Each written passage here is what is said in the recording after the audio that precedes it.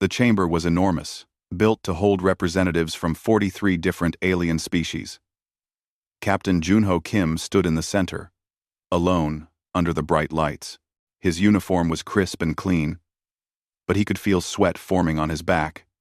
Around him, in seats that rose up like a stadium, sat the members of the Galactic Council. Some looked like insects, others resembled rocks with eyes. A few could pass for human if you squinted, but most were clearly alien. Junho had been standing here for 2 hours while they debated. He couldn't understand most of what they said. The translator in his ear only caught about half of it, and the rest was just strange noises. But he understood enough. Earth was in trouble. The overseer, a tall creature named Thalarix with too many arms and skin like purple leather, finally stood up. The room went silent. Junho's heart started beating faster. This was it. The council has reached a decision, Thalarix said. His voice came out like grinding rocks. Humanity has violated the expansion protocols. You established mining colonies in disputed zones. You refused to surrender your weapons research. You have shown complete disregard for council authority. Junho wanted to argue. The zones weren't really disputed. Earth's colonies had been there first. The weapons research was defensive, nothing more. But he kept his mouth shut. He'd been warned not to interrupt. Therefore, Thalarix continued, the Galactic Council votes to expel Earth from membership. All trade agreements are void immediately. Humanity is forbidden from expanding beyond your current 17 colony worlds. You have 60 days to remove all vessels from Council-protected space. This decision is final. The chamber erupted in sounds. Some species made clicking noises. Others hummed or buzzed. Junho guessed they were pleased with themselves. They'd put the upstart humans in their place. But Junho didn't feel defeated. He felt something else. Relief, maybe. Or freedom. He touched the communication device on his wrist and sent a short message back to Earth. Just 7 words. They wanted us gone. We're free. Then he turned to where Ambassador Hana Choi was sitting in the observation section. She was already standing, gathering her files and data tablets. Her face showed no emotion. She'd been a diplomat for 20 years, and she knew how to hide what she felt. As Junho walked toward the exit, Hana joined him. The other council members watched them go. Some looked smug. Others seemed uncertain. The Valoran representative, a species that controlled most of the trade routes, actually looked worried. At the doorway, Hana stopped and turned back to face the council. Junho paused beside her. You believe you've punished us, Hana said clearly, her voice carried across the huge chamber. You think you've put Earth in its place, but you've made a terrible mistake. You didn't banish us. You freed us from your rules, your bureaucracy, your control.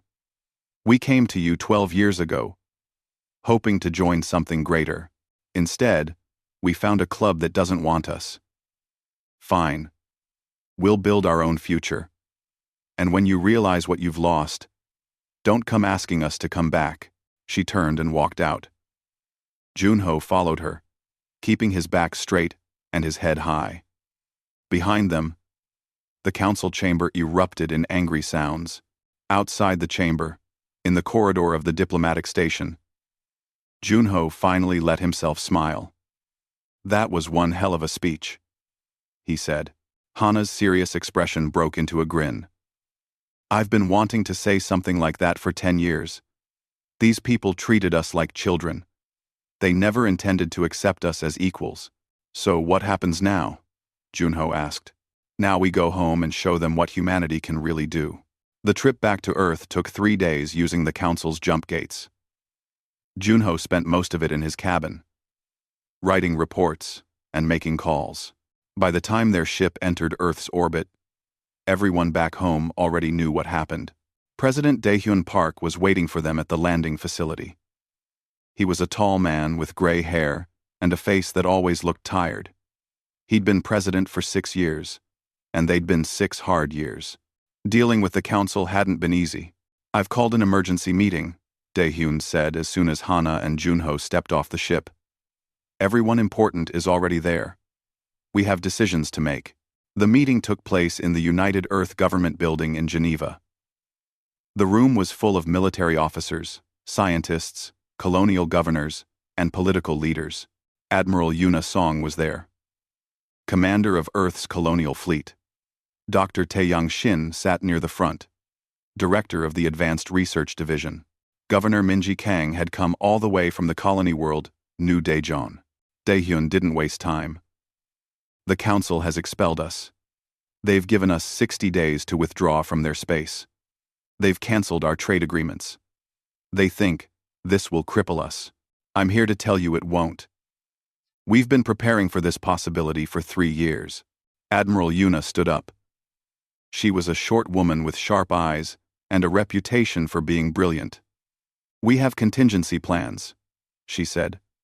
"Project Horizon. We've been building it in secret. 40 space stations, each capable of supporting 3 million people. They're 80% complete. We can finish them in 6 weeks." Dr. Taeyang went next. He was young for his position. Only 35. But he was possibly the smartest person on Earth. "We've reverse-engineered the FTL drive system. Our version is faster and more efficient than what the Council sells us. We don't need their technology anymore. We can build everything ourselves." Around the room, people started talking excitedly. This wasn't defeat. This was opportunity. Daehyun held up his hand for silence. "We need a vote. Do we accept the Council's banishment and withdraw quietly? Or do we reject their authority completely and build our own civilization on our own terms?" The vote was unanimous. Every single person in the room chose independence. Hana felt something she hadn't felt in years. Hope. Real hope. "They think they're getting rid of a problem," she said quietly to Junho. "They have no idea what's coming." Junho nodded. "They wanted us gone. We're about to show them what that really means." Outside the building, news drones flew through the air, broadcasting the decision to the entire planet. Within hours, the word spread to all 17 colonies. The reaction was the same everywhere. Humans weren't scared. They were excited. They were ready. The Galactic Council had made their choice. Now humanity would make theirs. And the galaxy would never be the same. 3 weeks had passed since the Council's verdict. The galaxy expected Earth to pack up and disappear quietly.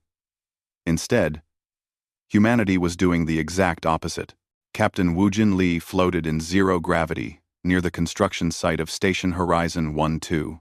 Through the window of his shuttle, he could see thousands of workers in spacesuits crawling over the massive structure like ants on a hill. Welding torches created bright flashes of light. Transport ships came and went constantly, bringing materials and equipment. "Status report," Woojin said into his radio. "Section A is 92% complete," came the response from the construction chief. "Section B is at 87%. "We're ahead of schedule, Captain." Woojin smiled. Ahead of schedule. Those were good words to hear. Station Horizon 1-2 was just one of 40 stations being built simultaneously across human space. Each one was huge, designed to be completely self-sufficient. They would be homes, factories, and military bases all in one. The Council thought cutting off trade would hurt humanity. They didn't understand that humans had been preparing for this. Every station, every ship, every colony was being upgraded with Earth-designed technology. No more depending on alien systems. No more asking permission to expand or innovate. Down on the colony world of New Daejeon, Governor Minji Kang was facing her own challenges. New Daejeon was one of the furthest human colonies, right on the edge of Council space. Many people worried the Council might try to take it by force. Minji stood in the colony's command center, looking at displays that showed the entire planet. "How are the shield generators?" she asked her chief engineer. Installation complete on all major cities, the engineer replied. We've also started building orbital defense platforms. 3 are already operational. Minji nodded. New Daejeon had 20 million people. She was responsible for all of them. If the council wanted to push humanity around, they'd find it much harder than they expected. Her communication console beeped. It was her sister colony, New Busan, calling. Governor Kang, we've finished our part of the supply network. We can start shipping food and materials to you next week. Excellent, Minji said. Send the shipment schedules to my office. She closed the connection and allowed herself a small smile. The human colonies weren't competing with each other. They were working together. That gave them strength the council couldn't match. In a secret research facility on Europa, one of Jupiter's moons, Dr. Hyun Baek was about to change everything. He stood in front of a large machine that hummed with energy. Around him, his team of scientists watched nervously. Initiating test sequence, Hyun said calmly. He pressed several buttons on the control panel. The machine began to glow. The humming sound grew louder. Then, suddenly, a point of light appeared in the air. It expanded into a swirling portal of blue energy. It's stable, one of the scientists shouted. The readings are perfect. Hyun felt his heart racing, but he kept his face calm. They'd done it. They'd created a working FTL jump without using any council technology. This drive was completely human-made, based on principles they'd figured out themselves. Run a diagnostic, Hyun ordered. I want to make sure everything is functioning correctly before we report this. The tests took 6 hours. When they were finished, Hyun sent a coded message to Dr. Taeyang Shin on Earth. The message was short. Project Gateway is successful. We can travel anywhere without their gates. This was huge. The Council controlled the galaxy through their jump gate network. They charged fees for every use. They monitored every ship that passed through. They could shut down the gates to punish anyone who disobeyed them. But now humanity had an alternative. A better alternative. Human ships could go anywhere, anytime, without asking permission or paying fees. 2 days later, the Velaran Empire made its move. A fleet of 30 warships appeared at the edge of human space. They sent a message demanding that Earth comply with the Council's orders immediately. Admiral Yuna Song received the message in her office on Earth. She read it once, then deleted it. Instead of responding to the Valorans, she sent orders to Captain Sung-ho Nam, who commanded the newly formed Earth Defense Fleet. Sung-ho received his orders and smiled. Finally, some action.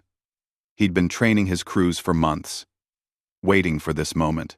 His fleet consisted of 25 ships, smaller than the Velaran force. But these ships were different from anything the Velarans had seen before. They were built using human military doctrine, which emphasized speed, firepower, and tactics over size and intimidation.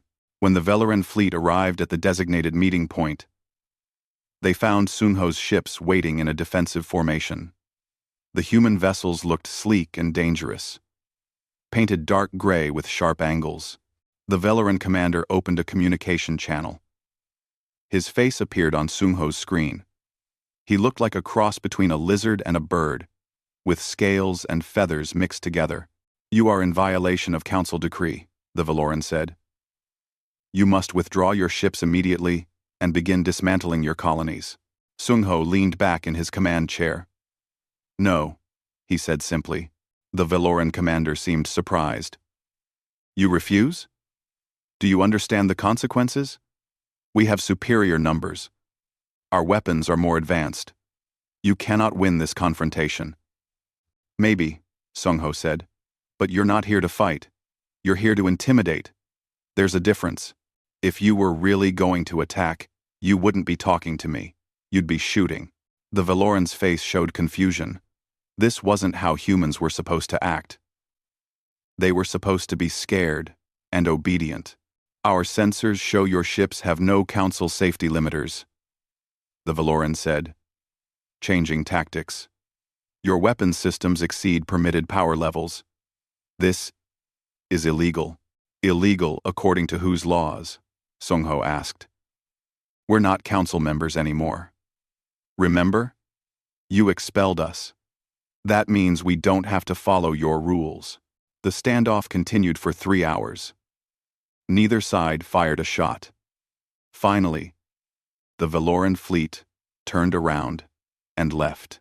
They reported back to the council that humanity was not cooperating and that forcing compliance would require actual military action, not just threats.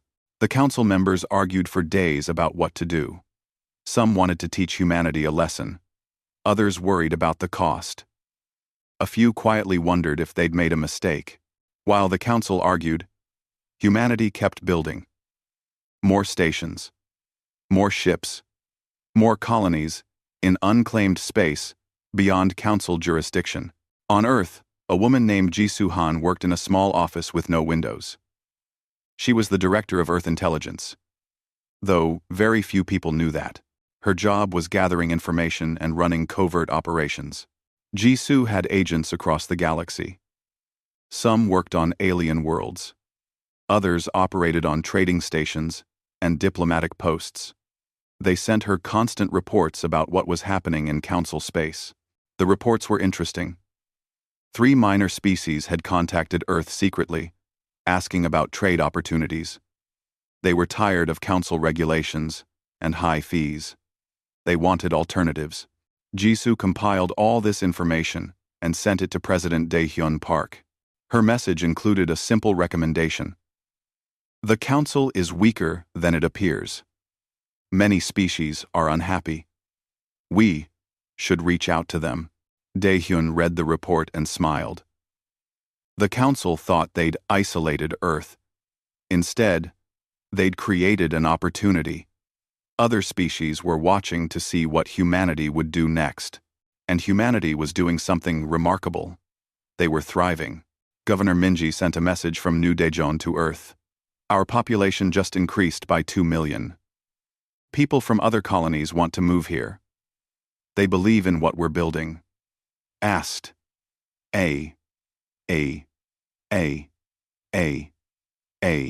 Captain Woojin reported that all 40 Horizon stations would be complete ahead of schedule. Dr. Hyun's FTL drive was being installed on new ships as fast as they could build them. The council had banished Earth, expecting them to fade away.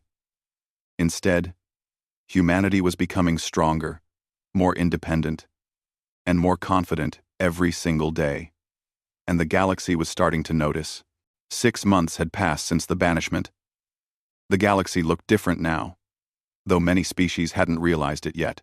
Earth's 17 colonies had grown to 29. The new ones were all in unclaimed space, far from council jurisdiction. They were rough frontier worlds. But humans had always been good at making difficult places livable. Each new colony meant more resources, more people, and more independence from the old galactic order. Admiral Yuna Song stood on the bridge of her flagship, the Soul. Through the main window, she could see her fleet arranged in perfect formation. 40 ships, all built in the last 6 months. The Free Fleet, people were calling it now. Free from council rules, free from limitations, just free. Admiral, we're receiving a transmission from the Drexian Collective, her communications officer said. Yuna straightened in her chair. The Drexians were interesting.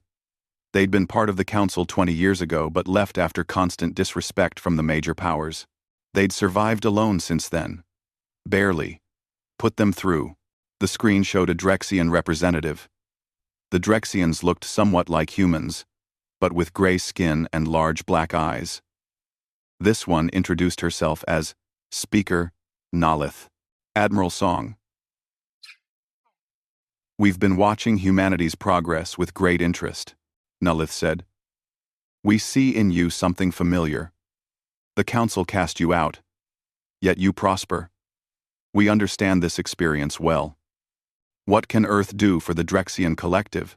Yuna asked carefully. We believe we can help each other. We have resources your people need. Rare minerals, biological materials. You have technology and military strength we lack. Perhaps we could discuss trade arrangements. Yuna smiled. I think that can be arranged. I'll connect you with our commerce department. But, Speaker Nalith, I think we could offer each other something more than just trade. We could offer friendship. The conversation lasted 2 hours. By the end, both sides had agreed to begin formal negotiations. It was Earth's first major alliance since the banishment. On the frontier world of New Busan, Commander Unji Cha was making history in a different way. Her colony was the furthest human settlement, and it had just made first contact with a species nobody in the galaxy had heard of before. They called themselves the Korath. They were small, barely 4 feet tall, covered in fur, with large ears and quick movements. They'd been hiding from the Council for centuries, afraid of being absorbed or enslaved. Yunji sat across from the Korath leader in a simple meeting room. The Korath seemed nervous, constantly looking around as if expecting danger. We mean you no harm, Unji said gently. We're not part of the Galactic Council. Actually, they kicked us out. The Korath leader's ears perked up. Truly? The Council expelled you? Yes. They didn't like that we wanted to be independent and make our own choices. This is surprising. We thought the Council was all-powerful. Yunji laughed. They want everyone to think that. But they're not. They're just old and set in their ways. There's room in this galaxy for people who want something different. The Korath and New Busan signed a mutual defense pact that day. It was small, but it mattered. It showed that humanity wasn't alone in wanting alternatives to the Council's control. Back on Earth, President Dae-hyun Park addressed the United Earth government. The chamber was full, and everyone was excited. 6 months ago, the Council thought they were punishing us, Dae-hyun said. They thought cutting us off would make us weak and desperate. Instead, look at what we've built. 12 new colonies. A fleet that rivals any council member. Alliance with the Drexians. Friendship with the Korath. We're not victims of their banishment. We're beneficiaries of their mistake. The room erupted in applause. But Dae-hyun raised his hand for silence. However, we must not become arrogant. The Council still has power. They still have resources. And they're starting to realize that we're becoming a real alternative to their authority. Some species are watching us, wondering if they should leave the Council too. This makes us dangerous in their eyes. In a secret laboratory beneath the surface of Mars, Dr. Taeyang Shin was working on something extraordinary.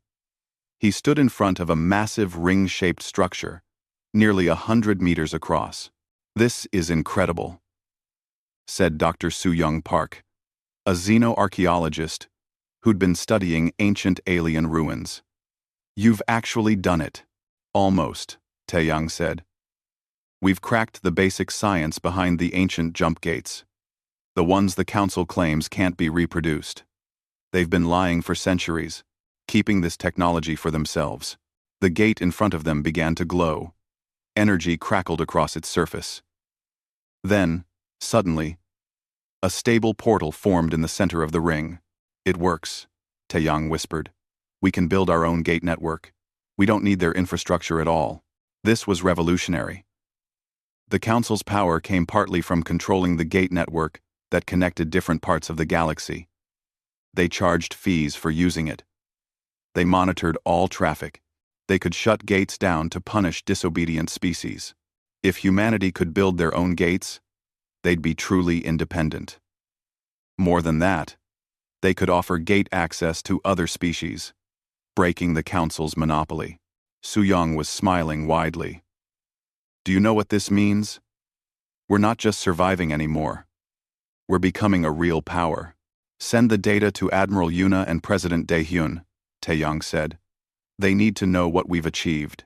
In the Valoran Empire's capital, inside the Council's main headquarters, panic was starting to set in. Overseer Thalarix sat in his office, reading reports that made him increasingly worried.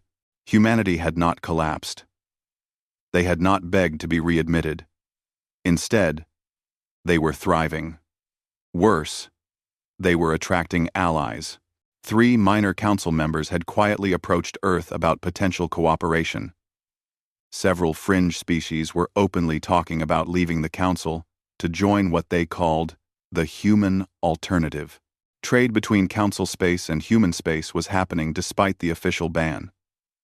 Black market merchants found it profitable to work with Earth. Human goods were often cheaper and better quality than council-produced items. The Valoran Empire's trade monopolies were being challenged for the first time in 500 years. Their profits were declining. Other major council powers were experiencing similar problems. Thalarix called an emergency council session. When the representatives gathered, he addressed them bluntly. "We made a mistake," he said. "Expelling humanity was supposed to solve a problem. Instead, we created a competitor. Earth is building an alternative power structure.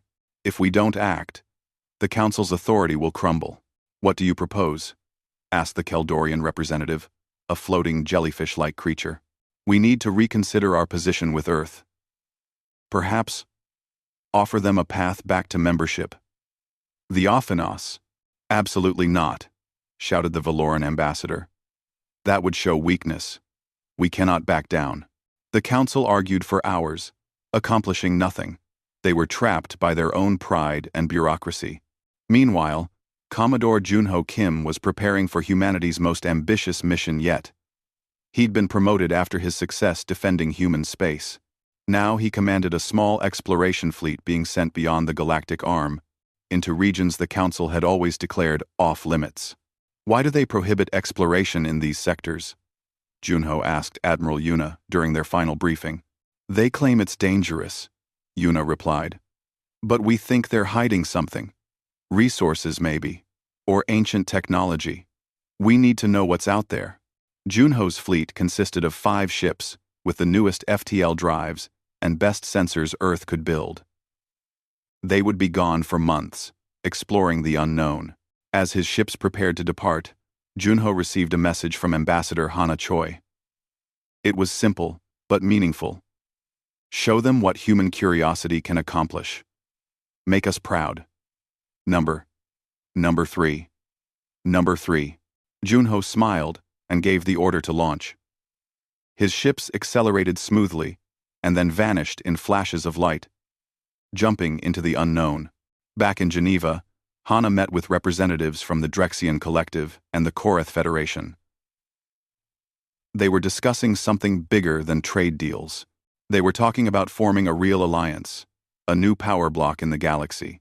"We call it the Independent Systems Alliance," Hana explained. "Any species that wants true independence, that rejects the Council's hierarchies and control. We work together as equals." The Drexian speaker Nalith nodded enthusiastically. "This is what the galaxy needs. The Council has ruled for too long, caring only for their own power." Within a week, the Independent Systems Alliance was formally established. Earth, the Drexian Collective, and the Korath Federation were founding members. A 4th species, the Lyranese Union, joined shortly after. The galaxy was changing. The Council's monopoly on power was cracking. And humanity, the species they'd tried to banish into obscurity, was at the center of it all. 1 year had passed since Earth's banishment. The galaxy had learned to live with 2 competing powers now. The old Galactic Council still controlled most of the known space, but the Independent Systems Alliance was growing stronger every month. Ambassador Hana Choi walked through the halls of Unity Station, the new headquarters of the Alliance. It was smaller than the Council's massive diplomatic complex, but it felt more honest somehow. Species here treated each other as equals, not according to some ancient hierarchy. She was meeting with representatives from 6 different species today. 2 of them were former council members who'd officially left to join the Alliance. That had caused quite a stir in council space. "The Council is losing its grip," Hana said to her assistant as they walked. "Fear kept many species loyal. But we've shown there's an alternative. You don't have to bow to the old powers to survive." On Earth, Director Nari Kwan was managing a different kind of success. Her department handled civilian integration. welcoming aliens who wanted to live in Alliance space. Thousands of refugees had arrived in the past 6 months. Some were fleeing persecution in Council space. Others were dissidents who disagreed with their governments. A few were just curious about humanity and wanted to see these upstart humans for themselves. Nari stood in the immigration center at New Sol Colony, watching as a group of Drexian families arrived. They looked nervous, but hopeful. "Welcome to New Sol," Nari said warmly. "We've prepared housing for your families. You'll find our colony very different from Council worlds. Here, everyone has equal opportunities, regardless of species." The Drexian children ran around excitedly, their parents trying to keep them calm. Nari smiled. This was what the Alliance meant. Not human domination, but actual cooperation. Real diversity. Far beyond the galactic rim, Commodore Junho Kim was about to make a discovery that would change everything. His exploration fleet had been traveling for 8 months, mapping regions no one had visited in millennia. They'd found abandoned space stations, dead worlds, and evidence of ancient civilizations. But nothing had prepared them for what they found in the Kepler Abyss sector. "Sir, sensors are picking up something massive," reported Lieutenant Minho, the sensor officer. "It's huge, artificial, and it's old. Really old." Junho moved to the sensor station. The readings showed a structure the size of a small moon.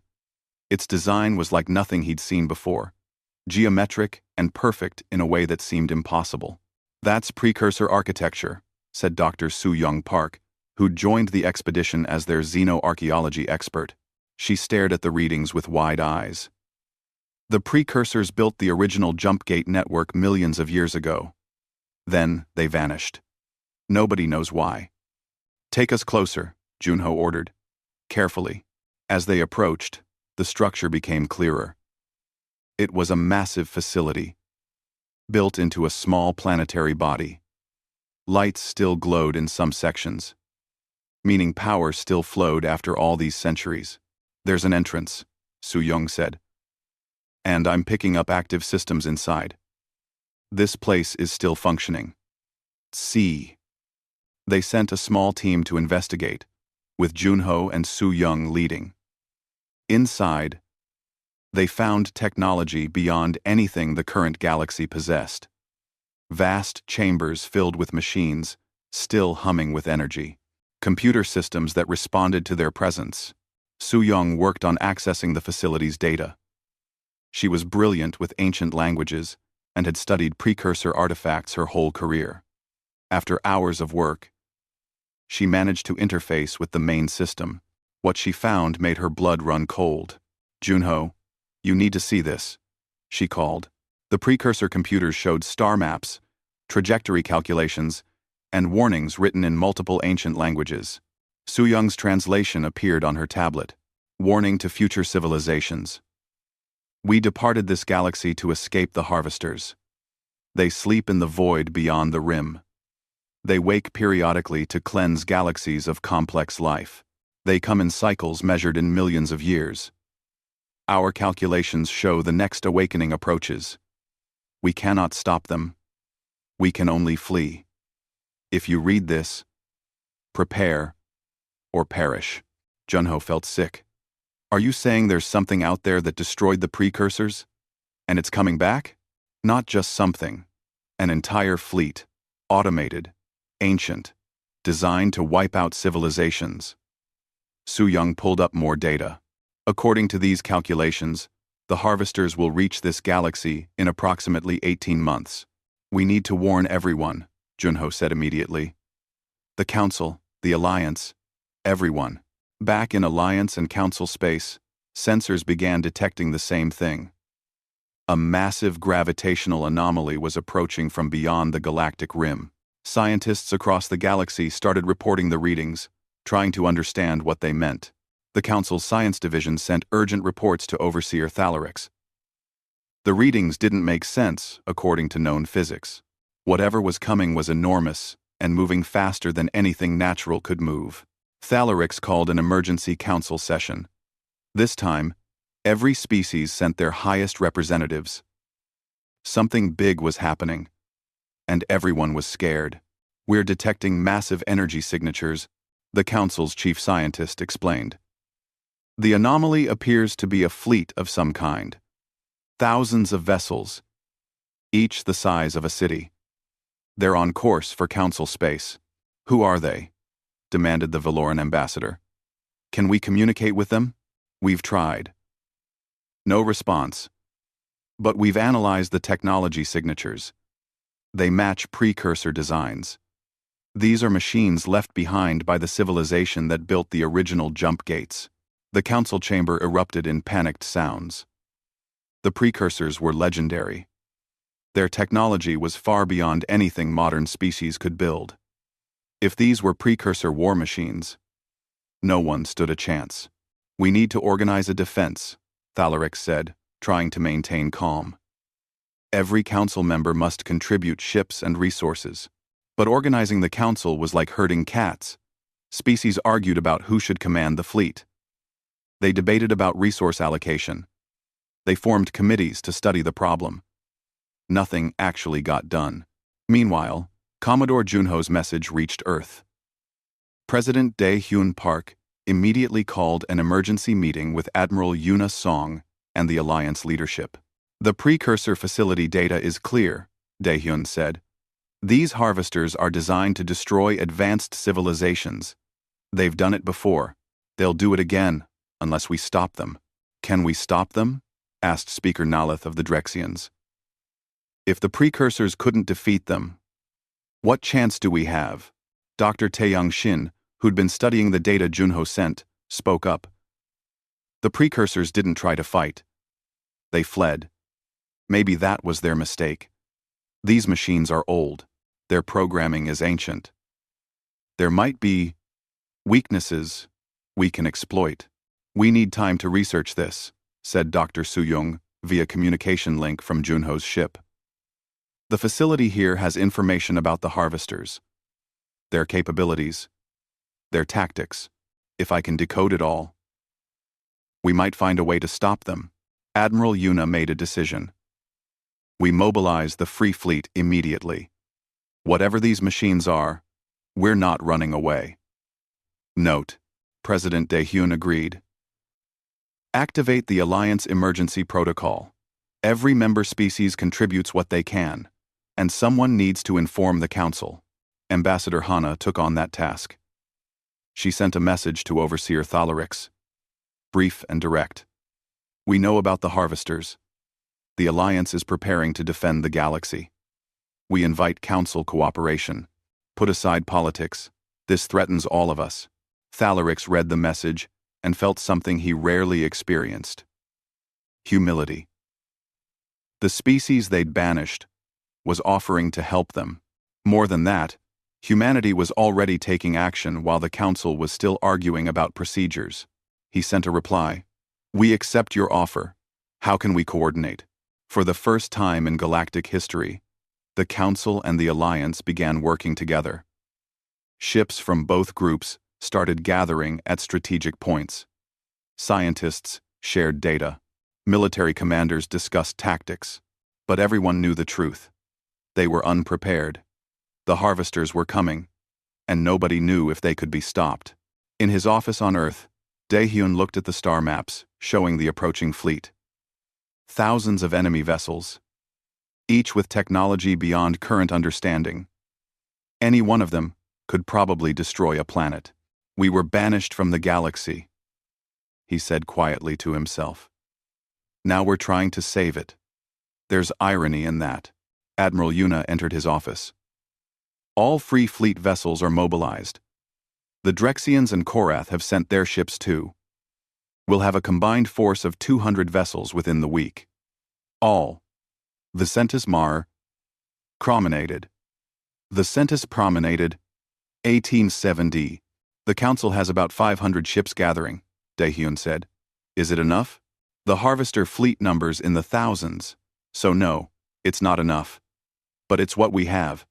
And humans have never been good at accepting defeat." Yuna smiled grimly. "Then, We'll show these ancient machines what humanity is made of. They might be millions of years old, but they've never faced humans before. That's their mistake. 18 months had passed since Earth's banishment. The galaxy now faced extinction. The Harvester fleet emerged from the void like a nightmare made real. Thousands of massive ships, each one ancient and deadly. They were perfect geometric shapes, built by the precursors millions of years ago to serve one purpose: eliminate civilizations that the precursors deemed unworthy. Captain Woojin Lee watched them on his sensors from aboard the super dreadnought Incheon. His ship was humanity's newest and most powerful vessel, rushed to completion just for this battle. Around him, the combined fleet of Council and Alliance forces gathered. 700 ships total, looking small and fragile compared to the approaching enemy. All ships report ready, his tactical officer announced. Woojin opened a channel to the entire fleet. This is Captain Woojin Lee, of Earth vessel Incheon. Today we fight for survival. Not just human survival, but the survival of every species in this galaxy. The machines coming toward us don't care about politics or old arguments. They only know destruction, so we put aside everything that divides us. Today, we're all on the same side. The battle began badly. The Harvester ships had weapons that shouldn't exist. Energy beams that ignored shields. Projectiles that adjusted course mid-flight. Defensive systems that adapted to whatever attacked them. Within the first hour, the combined fleet lost 50 ships. The Council forces fell back into defensive formations, using tactics that were thousands of years old. But the Harvesters had seen those tactics before. They knew how to counter them. Admiral Yuna Song watched from the Sol and made a decision. She opened a channel to all human vessels. All Free Fleet ships, break formation. Initiate irregular attack pattern. Delta 7. The human ships scattered, abandoning traditional military formations. They attacked from random angles, using unpredictable timing. They retreated and advanced without pattern. It looked chaotic, but there was method to it. The Harvesters paused, confused. Their programming understood organized warfare. This was something different.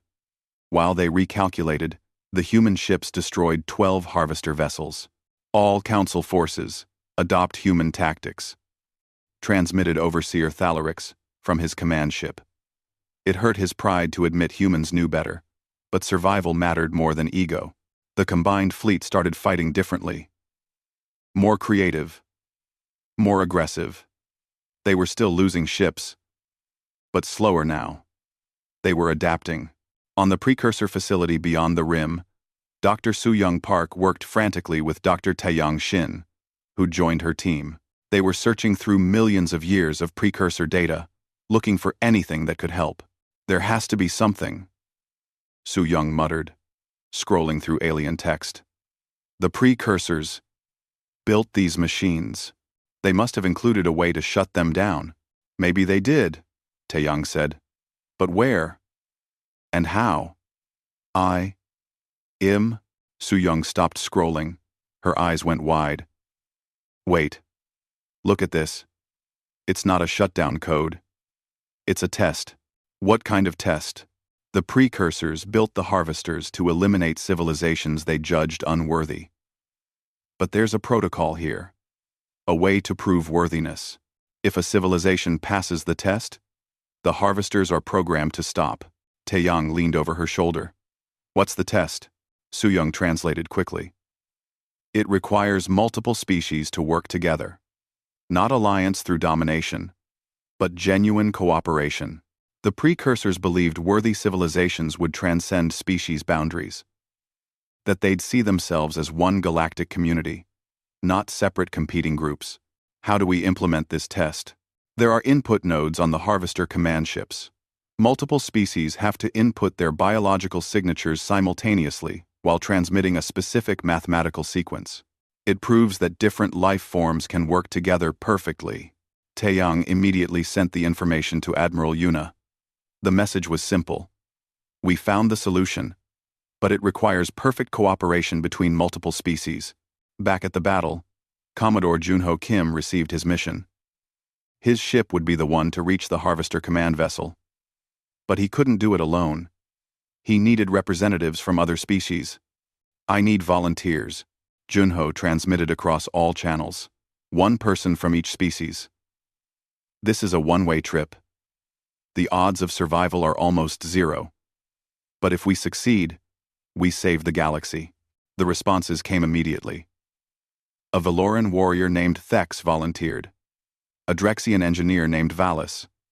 A Korath pilot named Mira. Even the proud Keldorians sent someone. Within minutes, Junho had representatives from 15 different species aboard his ship. They were all scared. But they were all committed. "Initiating attack run," Junho announced. His ship accelerated toward the largest Harvester vessel, dodging weapons, fire, and debris. Around him, the entire fleet created a diversion, drawing attention away from his small ship. Ships were dying to give him this chance. Human vessels, council vessels, everyone sacrificing together. Captain Wujin in the Incheon led a desperate charge directly at the Harvester fleet's center. "All ships, on me! Cover Junho's approach." The super dreadnought's weapons blazed, destroying 2 Harvester ships before taking heavy damage. Wujin's crew fought to keep the ship functional as explosions rocked through the decks. Junho's ship reached the command vessel. They boarded it, fighting through automated defenses. The 15 species representatives stayed together, protecting each other. When Thex the Valoran was wounded, Valis the Drexian carried him. When Mira the Korath was trapped behind a sealed door, a human engineer named Jinwoo blasted it open. They reached the control center. It was a massive room with 15 input terminals arranged in a circle. Each representative moved to a terminal. "Everyone ready?" Junho asked. "We do this together. On my mark. 3, 2, 1. Now." All 15 input their biological signatures simultaneously. The mathematical sequence transmitted. For a moment, nothing happened. Then the Harvester fleet stopped. Every ship, every weapon, all at once, they simply froze in space. Throughout the galaxy, every Harvester vessel began broadcasting the same message in every known language. Test parameters met. Multiple species demonstrate unified cooperation. Judgment. Civilization deemed worthy. Harvester protocol terminated. The massive fleet began to power down. The threat was over. In the battle zone, there was silence. Then cheering erupted across all ships. Humans embraced Velorans. Drexians celebrated with Keldorians. Species that had been enemies hours ago now rejoiced together. Admiral Yuna sat in her command chair and allowed herself to cry. They'd lost 200 ships and thousands of lives. But they'd won. More importantly, they'd won by working together. Captain Wujin's damaged ship limped back to friendly lines. His crew was battered and exhausted, but alive. They'd covered Junho's approach, and it had worked. Commodore Junho and his team emerged from the Harvester command ship and were rescued by Alliance vessels. All 15 representatives survived. They'd expected to die, but instead had saved the galaxy. 6 months later, the galaxy gathered for a historic moment. The old Galactic Council officially dissolved itself. In its place, they created something new: the Galactic Community. Every species had equal representation. Leadership rotated between species. Decisions required consensus, not domination. President Daehyun Park addressed the inaugural session. He stood in a chamber that looked very different from the old council halls. Seats were arranged in a circle, not a hierarchy. "1 year ago, you banished Earth," Daehyun said. "You thought we were the problem. You thought removing us would restore order. But you taught us something valuable. You taught us that the old way of doing things was broken." He paused, looking at the representatives from dozens of species. "We didn't conquer this galaxy. We didn't replace your authority with ours. We simply showed everyone that there's another way. A way where no species rules over others. Where cooperation replaces domination. Where diversity is strength, not a problem to manage." Overseer Thalarix no longer holding any special rank, stood to speak. Humanity, we wronged you. We were arrogant. We believed our way was the only way. You proved us wrong by succeeding despite our attempts to limit you. More importantly, when we faced extinction, you came to help us. You didn't seek revenge. You sought salvation for everyone. The galaxy owes you a debt we cannot repay. Ambassador Hana Choi smiled. You owe us nothing. We didn't save the galaxy for gratitude. We did it because it was right. Every species here deserves to exist, to grow, to reach their potential. The Galactic Community Charter was signed by every species present. It established principles of equality, cooperation, and mutual respect. It banned the hierarchies and controlled growth policies that had defined the old council. Fleet Admiral Junho Kim now commanded the Joint Defense Fleet, a unified military force with officers from every species. Captain Sung Ho Nam was his second in command. The fleet's purpose was defense, not conquest. Protection, not domination. Dr. Soo-young Park continued studying precursor facilities with an international team. They were learning from the past to build a better future. On Unity Station, humans worked alongside Valorans, Drexians, Korath, and dozens of other species. Children of different species played together in the station's parks. Artists from various cultures collaborated on new forms of expression. Scientists shared knowledge freely. Governor Minji Kang expanded New Daejeon to welcome immigrants from across the galaxy. The colony became a model for integration, showing that different species could truly live together. Dr. Hyun Baek and Dr. Tae Yang Shin opened their research to the entire galactic community. The gate network they developed became available to everyone, free of charge. No more monopolies. No more control.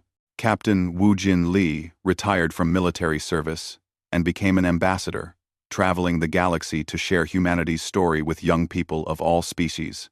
Director Nari Kwan's civilian integration program became the template for the entire community, helping species learn to live together peacefully.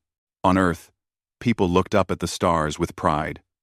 They'd been banished, dismissed as too troublesome to deal with. But they hadn't accepted that judgment. They'd built their own path, and in doing so, they'd shown the entire galaxy a better way forward. Ambassador Hana Choi stood in her office on Unity Station, looking out at the stars. A young human intern approached her, nervously. Ambassador, I have a question. The intern said, Do you think the council would have banished us if they knew what would happen? That we'd end up changing the entire galaxy? Hana smiled.